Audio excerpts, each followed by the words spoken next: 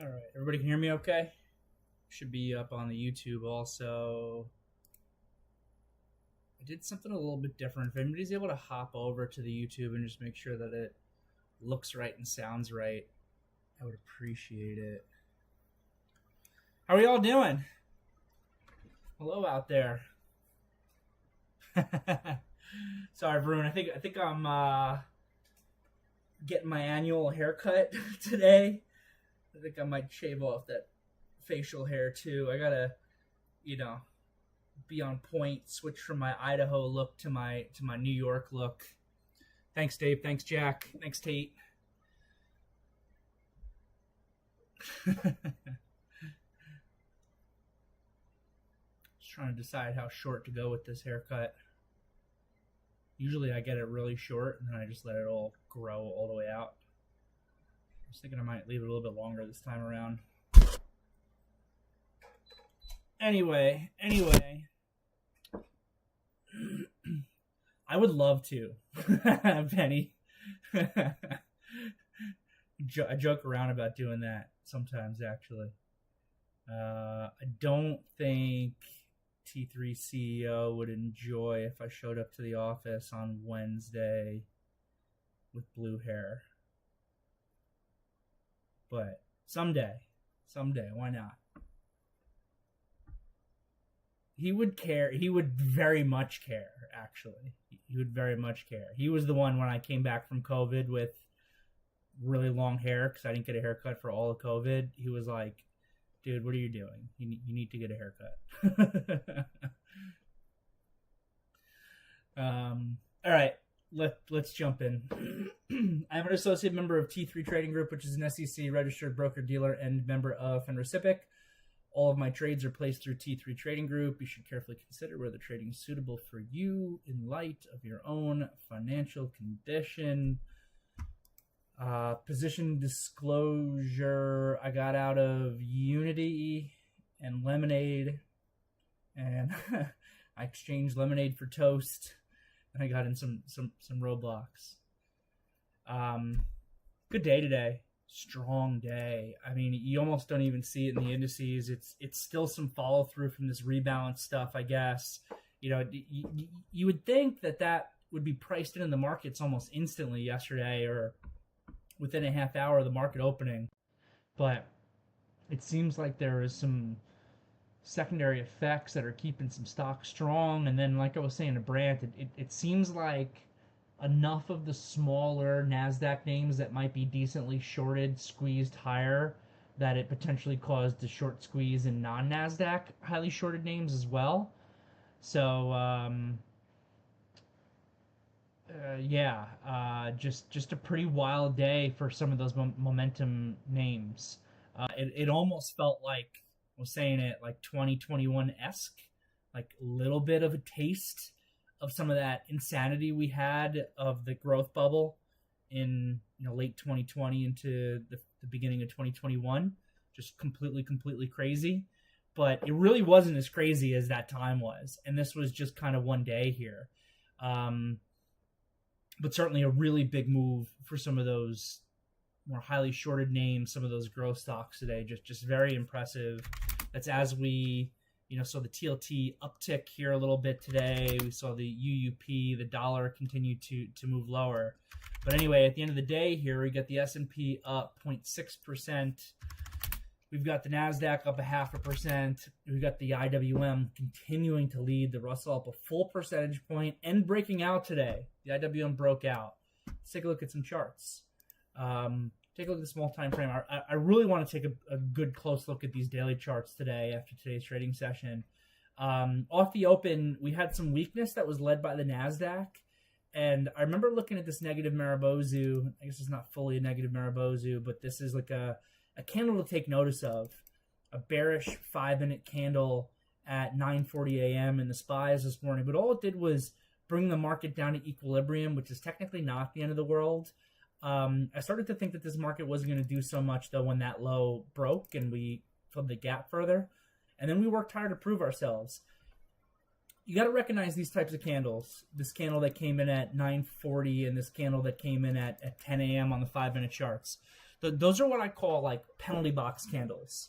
Especially that 940 candle. The market's still like kind of technically bullish at that point. We're above the moving averages. We're just filling some of the gap, but it's a wide-ranging, engulfing negative Marubozu candlestick. So, you are still above the 8 and 21 EMA. It's just an equilibrium pullback. It's just a pullback that fills the gap. So it's not inherently bearish where you want to come in and short, but it's something that you got to take notice of if you're looking to be long. That candle is a very heavy candlestick, and you really need to negate that candle in order for the market to start looking a lot better. And, we got the inside 5 there. The IWM was acting strong. We got the inside 5 at 945, so there was a hope that you could inside 5 and up that negates that. And then that failed again off the 10 a.m. candle. And it's like, okay, at that point, the market's putting itself into the penalty box a little bit. It's really being led lower by the QQQ. Let's compare that to the QQQE, which also was acting kind of weak and doing the same thing in the beginning of the day, albeit not as weak as the actual Qs were. But similar here, 940 candlestick for the Qs really is a penalty box candle. Qs were relatively weak. They got downside continuation. I remember watching this 365 support trying to hold. You got downside continuation. You got this hammer that came in at 1005. I think I called out a cautious long off the low of that 1005 candle for the Qs and for the SPYs, actually. I remember looking at it and being like, you could try to go long off this candle, and it was especially because we still had strength in the IWM. You can try to go long off this candle, but I really don't love the entry. Like, there's no downside extension here in the SPYs that I'll be able to take advantage of, and for the Qs, it's just the second 5-minute bar. I really prefer if we're getting like 3 or 3+ bigger red candles to then come in on the other side where I've got a lot of extension there. So I was like, you could cautiously try to go long off these 1005 lows for the Qs or the SPYs. The one in the Qs actually shakes out a little bit, so you might not have been able to hold it. The SPYs wouldn't hold. But it was just off the continued relative strength in the IWM, and we've seen this happen a lot. And there's one day of an exception that's been over the course of the last couple months. I might be able to find it on the daily chart. But outside of that one exception day over the course of the last couple months, I would say that any time over the course of this calendar year, and wow, it's already July, we're already in the seventh month of the year. Anytime in this calendar year where you saw the Qs and SPYs being a little bit weaker, but the IWM acting strong, the Qs don't really ever fully fall apart, right? Fall apart. And that's what happened here again today. The IWM was showing a ton of strength. I was a little bit concerned after the second candle at 940, but very quickly we pivoted back up. And I kept saying in the beginning of the day, we just got to get above like this 188.75 to 188.85 area, basically the high of the 940 bar. And then the IWM looks fantastic.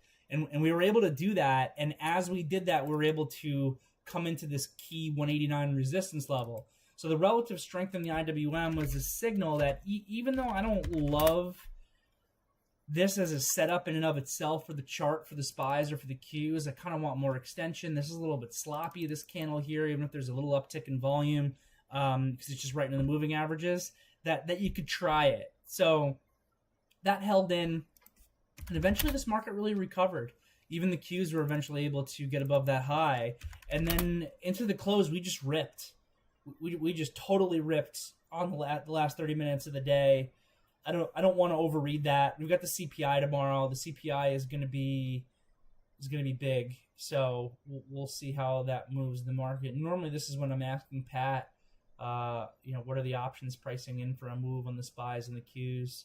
Pat hopefully is back either Thursday or Friday this week, based on an update that he gave me earlier today. But he is definitely going to be out tomorrow. But really what I want to look at here is the daily charts, and I want to spend the most amount of time probably looking at the IWM, and we can look at the SPYs and the Qs also. So let's recap a little bit. Let's do actually a decent little recap. All right, let's go back to March, when this market really broke down, right? You know what? We can go back even further than March, and we can look at the SPYs and Qs with it if we want to. Let's go back to December of 2022. Let's take a real look at this year briefly. I want to obviously focus more on the more recent price action. But I'm not sure who remembers. I remember I was in Indianapolis at the time, getting my car broken into, but otherwise having a great time here at the end of December when we had this bearish consolidation.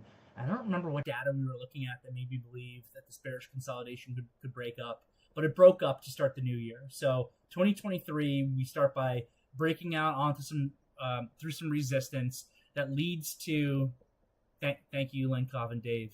So SPY anticipated move for tomorrow is about $3.50. Let's just call it. Linkov seeing $3.56. Dave is saying $3 to $3.50. So beginning of 2023, we really break out of some resistance, and that leads to what was at that time. I'm looking at the IWM here, still a bear market rally. We were still very clean as far as being in a bear market, being in a big picture pattern of lower highs and lower lows. But we got a very big bear market rally throughout the month of January into the beginning of February. We got ahead of ourselves. We got extended, and then we had a good technical pullback. That technical pullback led to some sideways price action, and then in the beginning of March here is when SVB hit.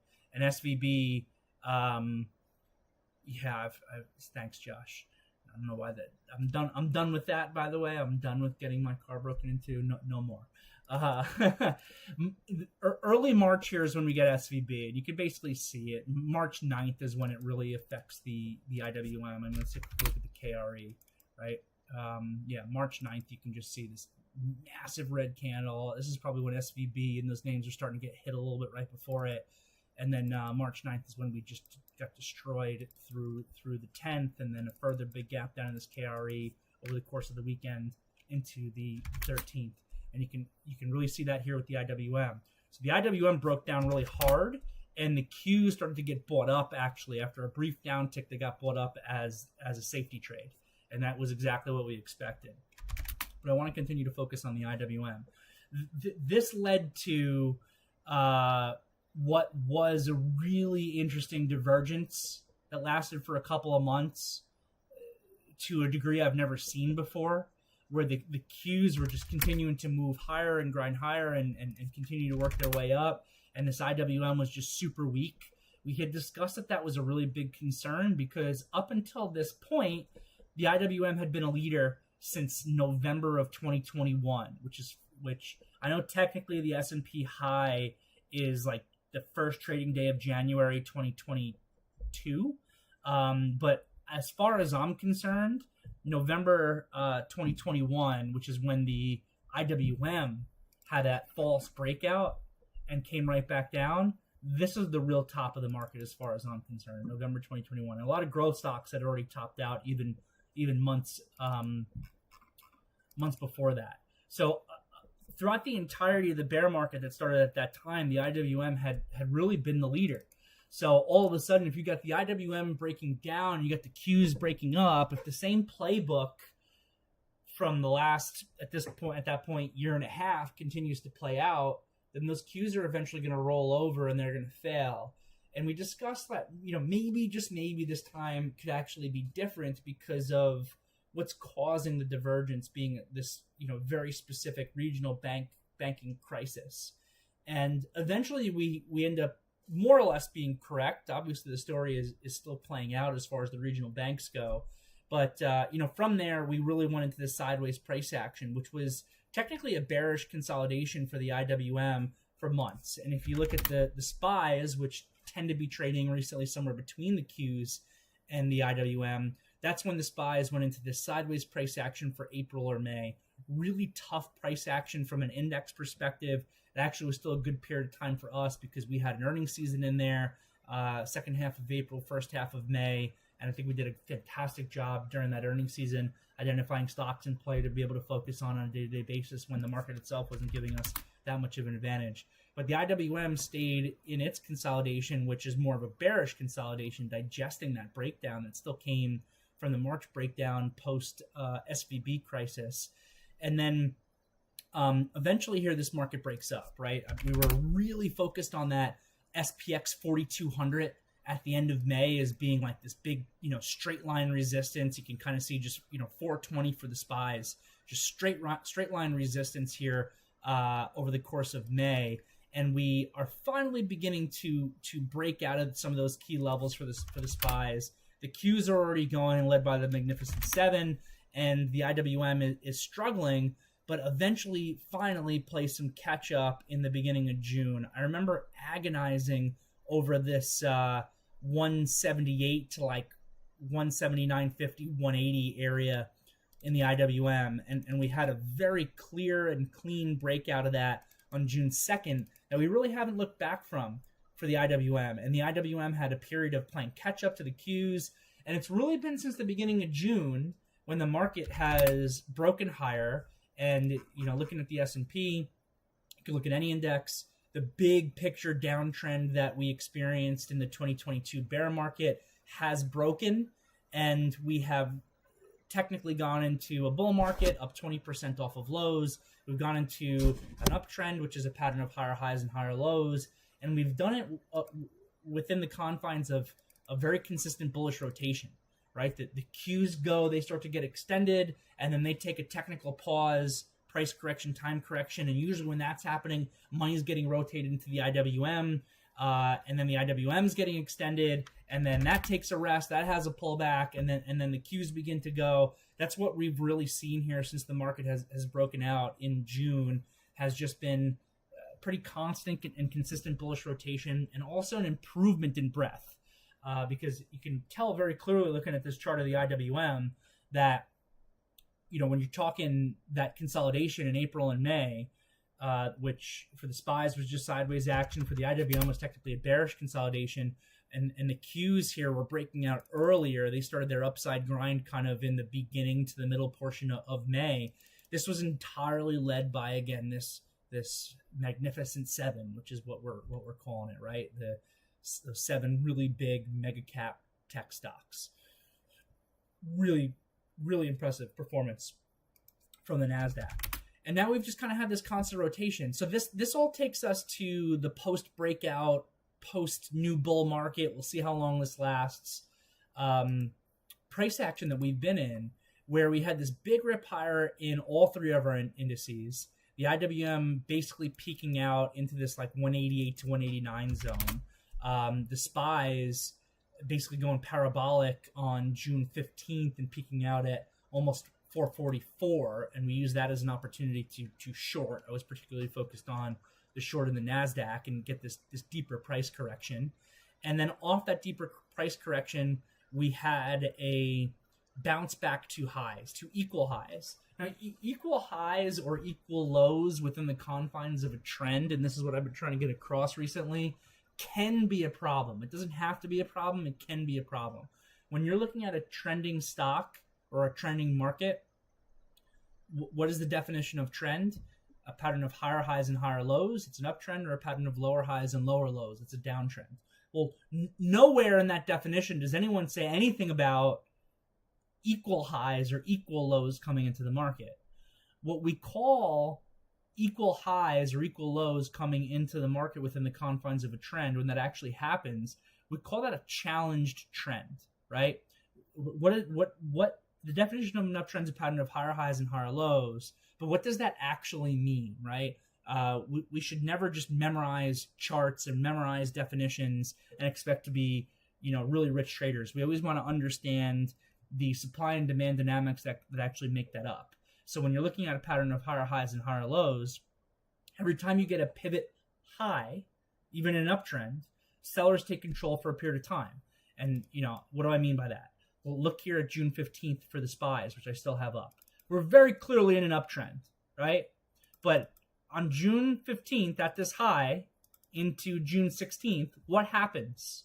Sellers take control. So sellers were in control broadly over the course of like 6 trading sessions here, from this June 15th, June 16th high to this pivot low that comes in on June 26th. That pivot low, that is the spot where buyers regain control from sellers and they drive the market back up. But this pullback here was very deep, right? And we actually predicted that. We actually expected that. We said that this breakout, this move has been so big, it's gone so parabolic, it makes logical sense for a deeper price correction. This deeper price correction never breaks our definition of trend. It just is a deeper correction. It's not just a pullback, a time or price correction to the 80 MA, like we have with this time correction bull flag that ends on June 8th before getting continuation over the course of the next several trading sessions. This is a price time correction, really both, that brings us all the way back to the previous 430 level and brings us deeper into the equilibrium zone, as we like to look at it, into the 21 EMA. And then off of there, buyers come back in, as they're supposed to in an uptrend.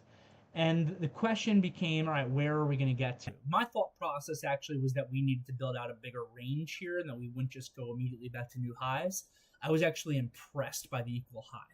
I've spoken to other people who have stated that this was bearish, and I don't agree with that. This is a double top. This is bearish. It's not necessarily a double top. It's a challenged trend. It could become a double top if this low breaks. If we lose 431.19 in the SPYs, like if we make these equal highs and we pull back and we lose that low, then yeah, the trend is potentially changing. You're losing at that point the pattern of higher highs and higher lows. Right now we still are in that pattern, but if you lose this last previous pivot low, you are losing the pattern of higher highs and higher lows. And you potentially have a double top, which is a reversal pattern. And you can see what that pullback might look like. But to me, the fact that we got to equal highs so quickly after such a deep pullback was actually pretty impressive and not the end of the world. What I wanted to see from there is, do we get a quick pullback that creates another higher low versus that equal high that then leads to the next higher high? And then you just have, trend resumption. Little bit of a concern off of Friday's price action. But going back to the IWM, because it's what I really want to look at, you got the same thing here in the SPYs, the Qs, and the IWM with these equal highs into this 188 to 189 area, specifically for the IWM. The Russell, which also got a little bit of it ahead of itself, it pulled back deeper than I wanted it to on June 23rd, but it never lost any key levels. It retested that big 180 level that I had discussed so much in this range that we were stuck in March, April, May, and held what was resistance as support. The low on June 23rd is perfect, 180.05.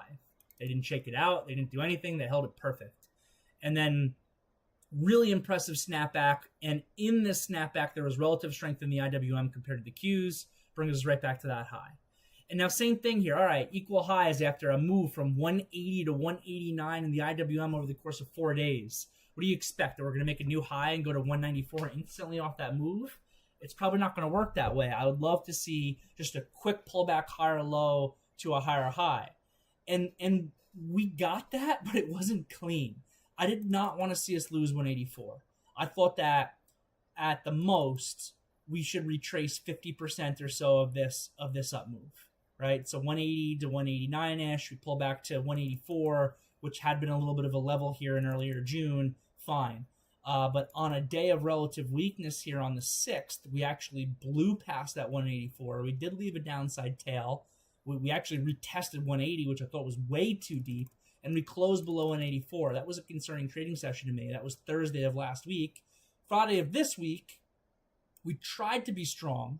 SPYs and Qs give that big upside tail, which was concerning, but the silver lining was the IWM relative strength. IWM once again took the baton of relative strength, closed above 184, and even though there is a tail there, and there was some concern coming from the SPYs and the Qs on, tail low followed by tail high, we had relative strength in the IWM, and that has carried over into the next two trading sessions. That carried over into yesterday's session and carried over into today's session.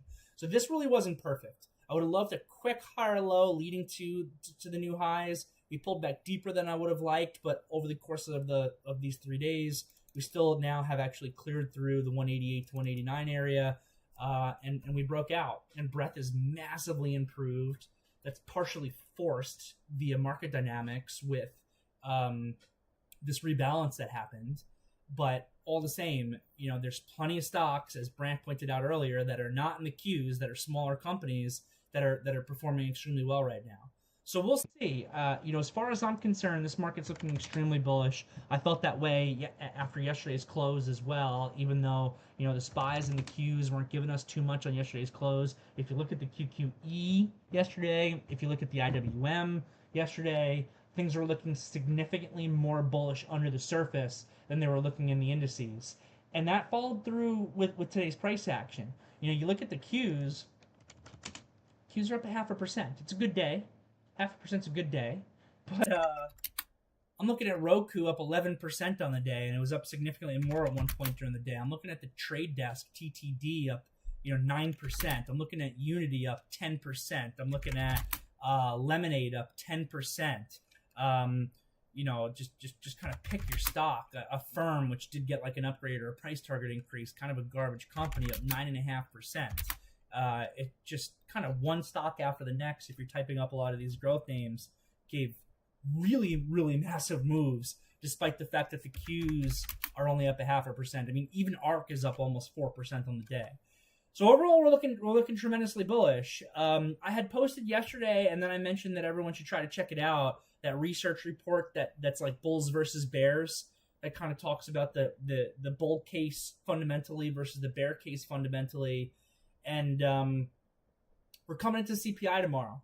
So one of the pieces of information on the bear case is just that stickier inflation that a lot of people have spoken about. Like, yeah, we got down to 4%. I think tomorrow's expectation is 3.1%, which that number sounds pretty good, especially if you consider where we've come from. But now that next move down to 2% might be more difficult. That is supported by history as well. If you look at inflation coming down from the 70s, even though they kind of declared victory over inflation in like 81, 82, I think, with Volcker, I don't think that we saw an actual PCE print at 2% until the 1990s, if my memory on history from partially when before I was born serves me correctly. So we'll see, what getting the market down this last 1-2% as far as inflation looks like, and what the economy continues to look like. Oh, look at that Carvana price target raised to $50. I love the analysts. I love them chasing. But we'll see. So we got the CPI tomorrow, and then we're also coming into a big earnings season here. I think earnings decline expectations for the S&P is at like 9% or something like that. It's obviously priced into the market already. So guidance here is going to be really big. And also margin compression is going to be really important. A lot of people are now concerned. The new concern is that inflation actually coming down is going to cause margin compression. So we'll see what those numbers look like. I think that as a whole, these companies that are in the S&P 500 are really good at making money and maintaining margins. So we'll see what those numbers look like. But the technicals of this market just look extremely bullish, and we've got CPI tomorrow. So I just kind of wanted to do that recap of the indices here, just because we haven't done that for a while, especially with the recent technical action here and this IWM breaking out as we come into CPI tomorrow. I think it's always good to keep an eye on your history. You want to know the story. I mean, I was thinking about it the other day, and I haven't actually done this, but I bet that if I could go back to 2013 and actually see the market month over month over month, I could probably do what I just did as far as describing what the technicals look like at that time, kind of what the story was, and how and why we were breaking the directions that we were. I could probably do that just off of memory, off of 10 years of price action, just by looking at the charts. So it's really important that you're doing exercises like that. I like to do it just with the group once in a while for my own benefit, as far as everybody else, just because a lot of successful trading is just time in the ring. It's just watching and seeing things over and over and over and over and over again, that you kind of just generally understand how markets work. But you always got to stay humble, because the way that markets work is also constantly changing. And we've even seen that this year with the advent of 0 DTE options coming in line, actually having an effect on market dynamics. And And there's still new things happening all the time as well. Like that potential trade that I missed yesterday of long QQQE versus short QQQ as like a pairs trade off the rebalance information. I just didn't put two and two together until it was too late. So but that's a lesson that I'm gonna lock away in the back of my brain somewhere for 5 years from now or 10 years from now. If that situation ever happens again, hopefully I'm ready to take advantage of it. And I've got lots of other little ones locked away of one-off situations that I just didn't recognize at the time, that if I ever see again, I feel confident I'll be able to make a lot of money in.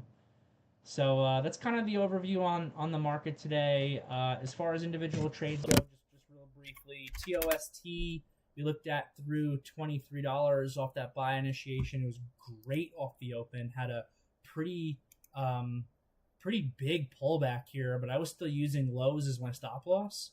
So never got stopped out. Actually bought back some stock at like 23.16 and 23.26, and I was able to sell some of that into the close.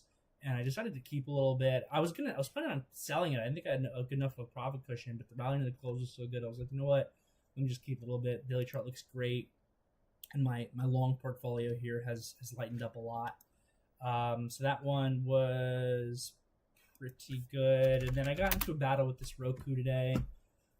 And it was a battle that I won, but like I feel like I'm saying over and over and over again, the with trend trading is just so much easier than the counter trend trading. I started too early. And by the time this thing was approaching $77, I was down a pretty good chunk of P&L, and I was able to work the position well enough where at the end of the day I closed out of it for some money, but probably not worth the amount of risk that I actually had on. Need Pat back. I feel like Pat is the patient master. I've always had a tendency to start the counter trend stuff too early. And that's why I've really tried to improve my own trading. And you hear me say all the time on some of these positions. I said it with Carvana today. And of course, Carvana topped out right after I said it. Carvana was ripping up to like $37. And I was like, I would rather miss it than be in too early. And that's really my thought process on counter trend trading. I'm looking at Carvana at 10 a.m. and I'm like, I'd rather miss it than be too early. And guess what? I missed it, right? I wanted to see this thing go after like 38.50, 39, something like that when it was ripping, and then I would consider coming in on the other side. Whereas Roku, I did start too early. My sizing was appropriate. I was a little bit too heavy. Not so heavy that I was having any real problems, but I was a little bit too heavy. And that made it difficult. Made me really have to put some work in on this trade. And, luckily it kind of stopped where it did into that $77 area. And I was able to do some adding and some trading around a core position and work myself back to profitability in it. But that was a tough trade. This counter trend stuff is very, very hard, especially when, like Brant was saying, when you're fighting, news or you're fighting volume. This thing had news, it had confirming volume, it had option flow, it had everything to tell you not to short it, except that it was super, super, super extended, coming into big resistance around $75, $76. That's pretty much all I got. I'm happy to take a look at any questions that you guys have.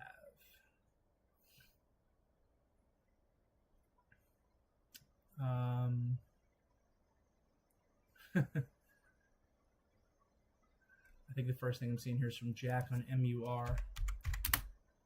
Yeah, so I had MUR and MPC on the radar today. I didn't trade either of them. I don't like how this MUR really trades. And MPC was just not doing the right things in the beginning of the day.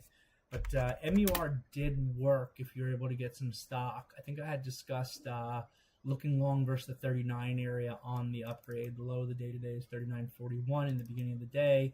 You get these two inside candles in a row that break to the upside, and eventually it clears 40 and kind of goes into a bit of an upside grind. Well, let me read your question. I went long at 10.25. Okay. I stopped at 1035 by 1 cent. By 1 cent? I feel like it should be more than 1 cent. I guess you were trying to use this last little pivot low right here as the out. I probably would use the low of the volume bar. 87 cents. And I usually put my stop losses a penny below whatever the pivot is or whatever the ignition is. So I probably would have had my stop at 86 cents in this. I see why your stop was at 81 cent. That makes sense. The low is 81, so you got stopped out pretty much to the penny on it before it gave continuation. $40 is a level, so that is a breakout point as well. So you got stopped at 1 cent. Should I have given it to the 10 a.m. low or the 9:35? Maybe. I wouldn't, personally.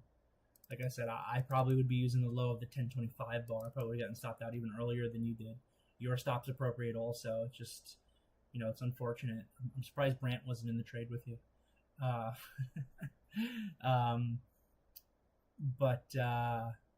Yeah, it just what it is. What it is. We work in a game of probabilities. Anything that can happen will happen, given enough chances at it. So sometimes you're going to get shaken out by a penny. Sometimes it's going to hold your stop by a penny. Sometimes your offer is not going to get filled by a penny. Sometimes your offer gets filled at the absolute high. I got lucky in Roblox today. I liquidated my entire position. One of you guys brought it up. I don't remember who. It might have been Elliot. It might have been Rich. But somebody was like, "Hey, do you want to have a price target at $47 in Roblox?" And I typed it up, and I saw it, fill in the gap here into 45, and it was a really big move, and it was extended. And I literally just hit the bid at, I think, 45.13 and got out of it. The high is 45.15. I mean, that's just luck, So for you, you got pushed out by a penny. For me, I, happened to sell 2 pennies off the high. There's no skill around any of that. So I think you did the right thing. From Dave S.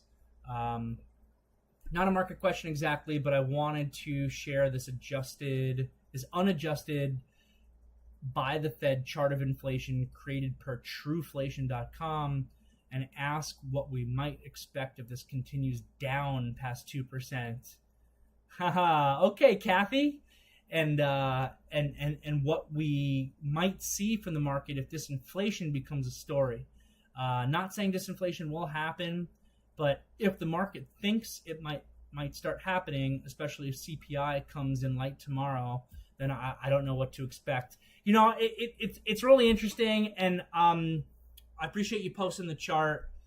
And I'm half joking, half serious when I say whatever I just said, that my Kathy Wood comment that I just made, because Kathy Wood has been saying that for a couple of months now, that her biggest concern is basically disinflation, right? Where we start going below the Fed's 2% target. I think when it comes to any of these people, I almost said money managers, but I want to even include like a Jim Cramer in this when I say this.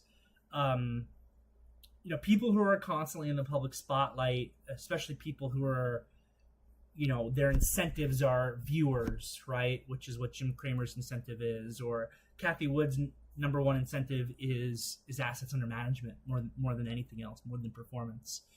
So that means that they therefore have to be performative to some degree in order to be good at their job. And for me as a professional, I get very unattracted to the things I hear Kathy say when she just says just things that are absurd. Like Bitcoin's going to be $1 million by the end of 2024, or Tesla is going to be the first $10 trillion company, or whatever. She's just said some like really far out wacky things that are just like so deep, and she says them so matter of fact. And Jim Cramer obviously does that too. I also want to give those people a little bit of credit though, because it's not that there's some truth behind the thought process sometimes, and that's when I'm like listening to an interview with Kathy or whatever. I'm really just trying to dissect and listen to the thought process, and then I roll my eyes when she gives some wacky price target in Tesla or Bitcoin or whatever, and we've all seen that from an execution perspective, from a trader perspective. She's been nothing but atrocious, in my opinion, from an execution perspective. But that's been something that she's been talking about, and there is some supporting evidence for it. There's a reason why everyone thought there was going to be huge inflation post financial crisis, and there wasn't. And if you look back at the 20 teens, like 2012 really through like 2019, the end of 2019, it was kind of like a Goldilocks period of inflation that was a little bit light, so that the Fed could give constant stimulus that led to just excessive returns over the course of that decade for the equity market. So I asked myself, are any of those what were those disinflation impulses that created that Goldilocks scenario for the market over the course of that 10 years or so? Do any of them still actually exist? Can they come back into the market? And we just got to get through the fact that the stimulus that we did in COVID put the stimulus that we did in the financial crisis to shame, right? And that created this period of inflation. But this inflation is going down extremely rapidly, right? Especially with the way that the Fed has been hiking, and it's just been so impressive that we haven't hiked ourselves into a massive recession, and that the Fed, in my opinion, has done a fantastic job kind of just walking a fine line here between recession and bringing inflation down. But what were those things? And I would point to a couple really key ones. Technology and globalization were really the big things that help bring inflation down by so much.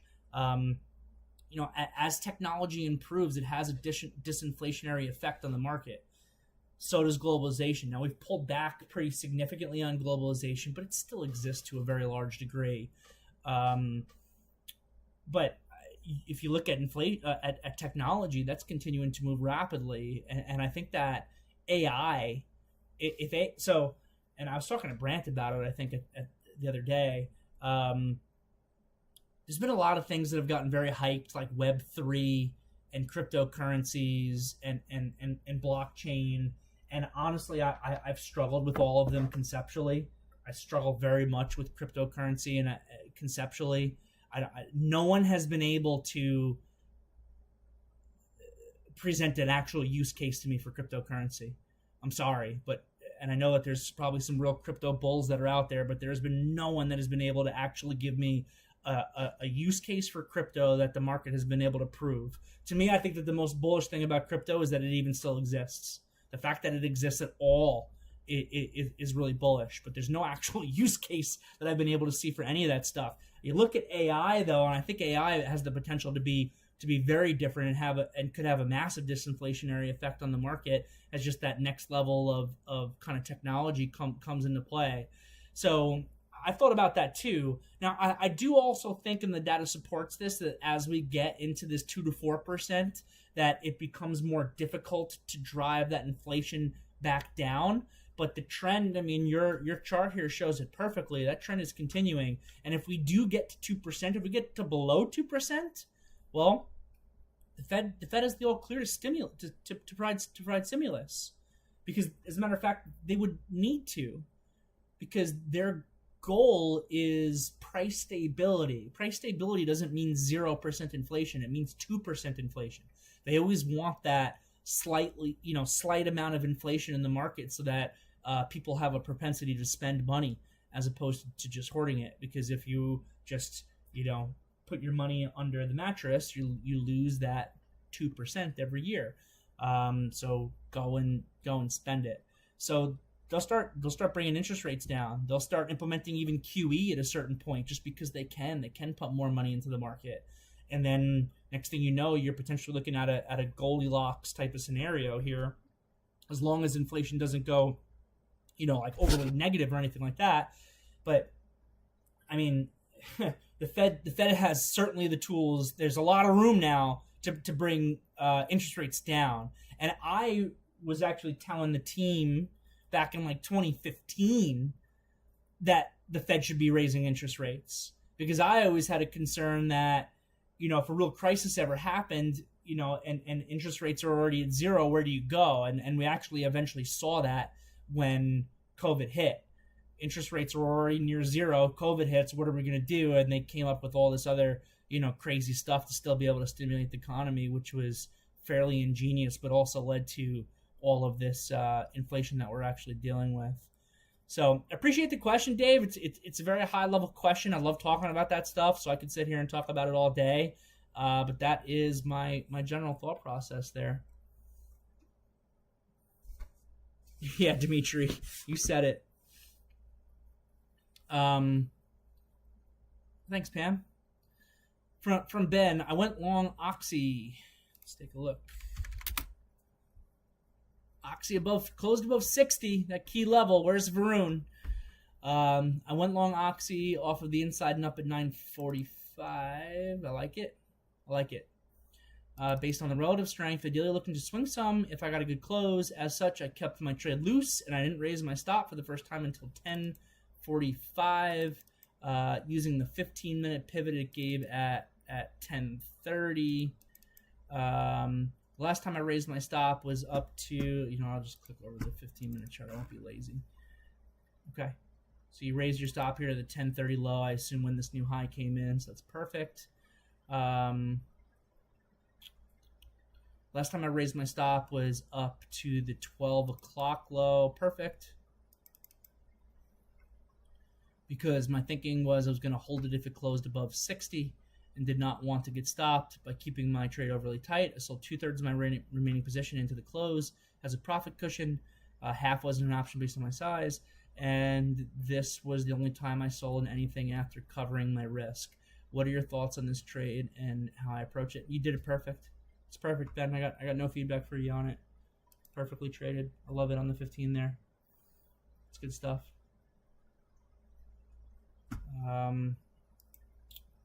On the YouTube, Robert on snap through 12. Yeah, I'm out of my snap position. Snap through 12 was money today. Really nice one. Nice looking clean level. And Kevin G. Carey tends to move nicely with the IWM. Yes, it does. Are you finding it more challenging to trade semis, high beta stocks like AMD with the market? It feels like they're no longer as codependent. I think that's just been over the last 2 days, Kevin, since the rebalance information hit. And honestly, I've avoided those names over the course of the last 2 days for the most part, just because of what you're saying. They've been trickier to trade the last 2 days since the rebalance information came out. From Sebastian, what do you think of Oxy today? We just took a look at that one on the break of the inside day.